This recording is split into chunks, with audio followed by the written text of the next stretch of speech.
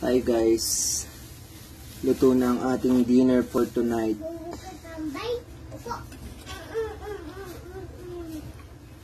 Ginisang munggo with hipon, chicharon. Masarap sana dahon ng ampalaya kaso wala daw ampalaya sila tinda. Hinaluan ko siya ng kalabasa.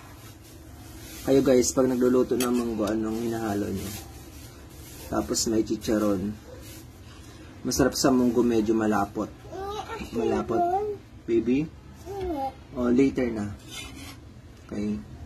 Munggo ang ulam ng batang makulit.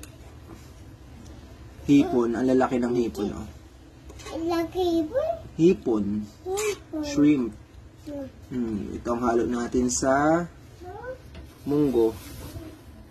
Hintay nakapag-video kanina. Nag-live tayo eh. Dinner na tayo guys. Anong dinner nyo? Ginisang munggo. Pechay ang ninalo ko. Masarap din sana malunggay.